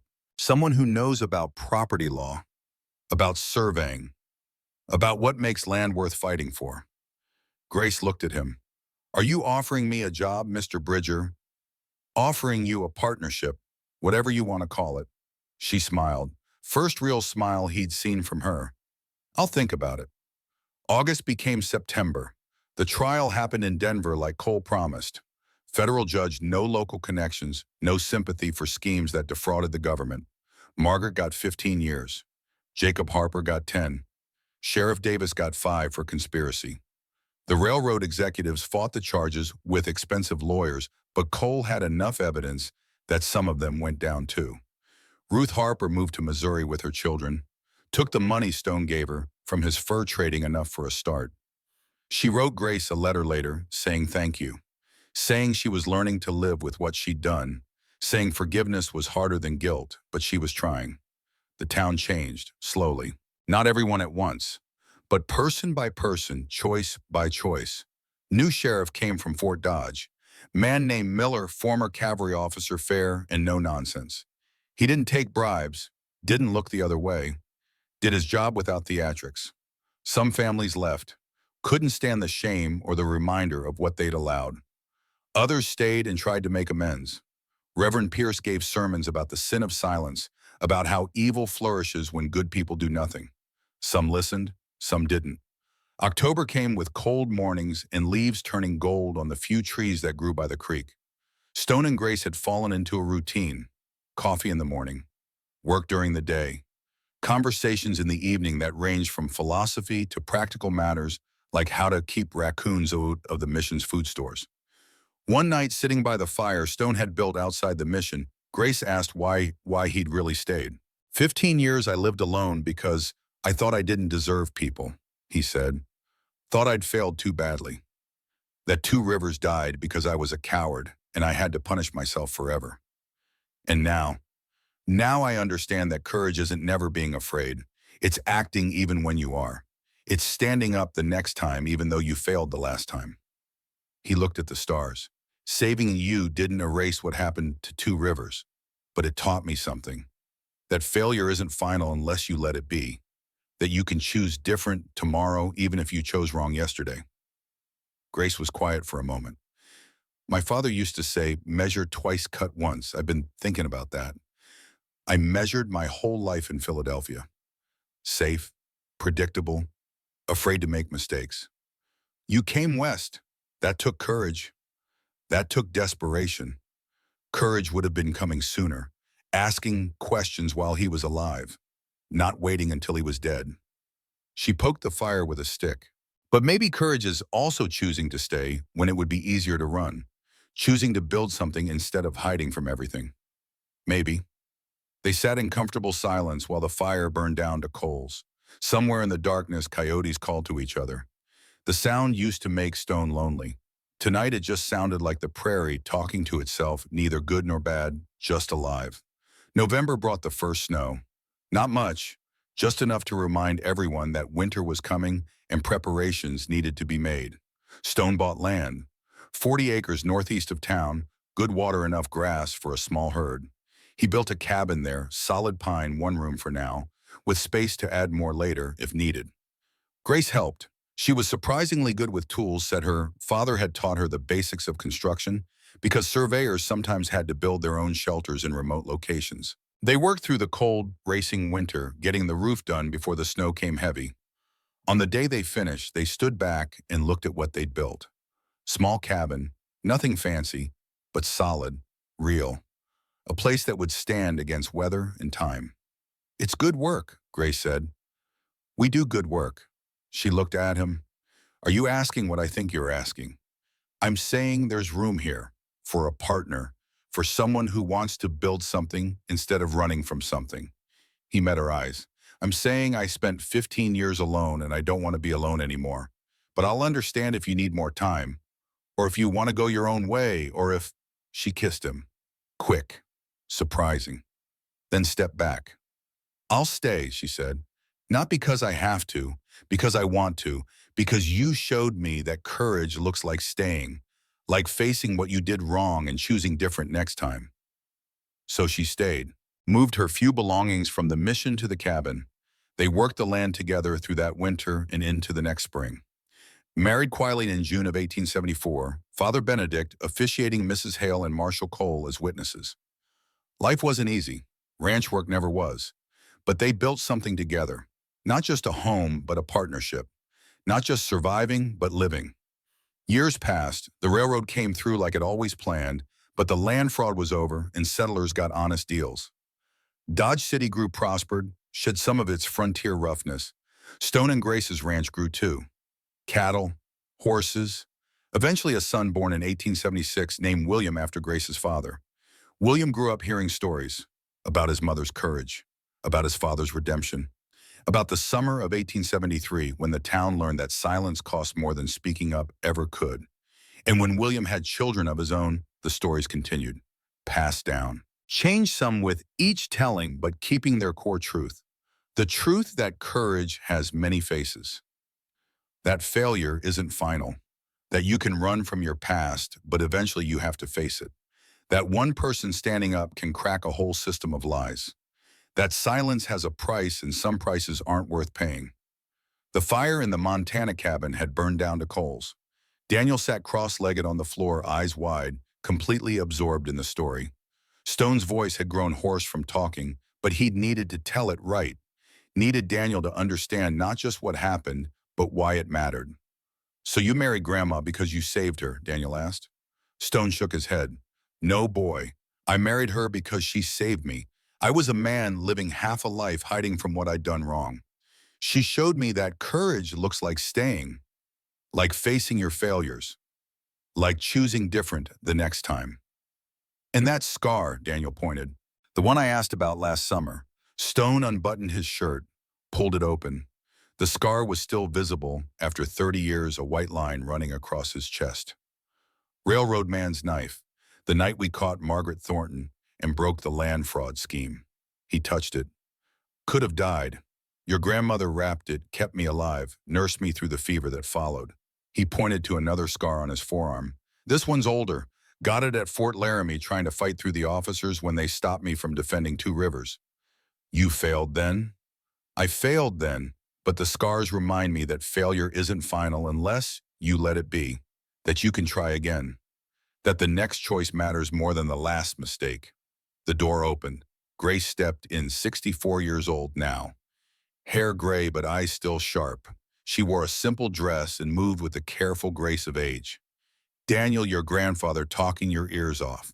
He told me about how you met, about the summer in Dodge City. Grace sat beside Stone's chair, took his hand. Did he tell you the true part? What true part? That we almost died multiple times. That some people in that town never forgave us for forcing the truth into the open. That we lost friends, faced years of suspicion and struggle. She looked at Stone. But we had each other. And we built something here. This ranch, your father, you. Daniel pulled something from his pocket, old paper carefully preserved. Grandpa, I found this in the attic. What is it? Stone and Grace exchanged a look. She nodded. It was William Whitmore's original survey. The one Grace had carried west. The one that proved the fraud. Section 16, Township 27, South Range 25 West. Measurements in neat handwriting. The official seal. And at the top, that stamp, original survey, March 15th, 1873. Grace's hand trembled as she took it.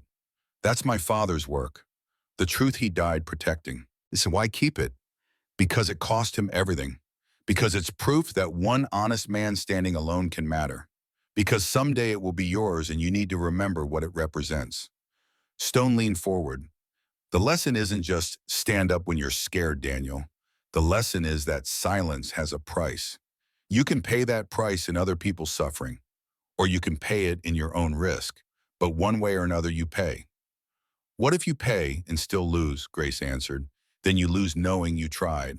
And sometimes that's enough. Daniel held the survey paper carefully. Tell me one more thing. If you were there again that day in 1873, would you still cut those ropes? Stone looked at Grace. She looked back. 30 years of partnership and love and choosing each other every day. Every time, Stone said. Every single time. And I'd still tell him to ride toward town instead of away. Grace squeezed his hand, because silence has a price, and some prices aren't worth paying. They sat together as the fire died, 3 generations bound by one story. Outside, snow fell soft across the Montana darkness.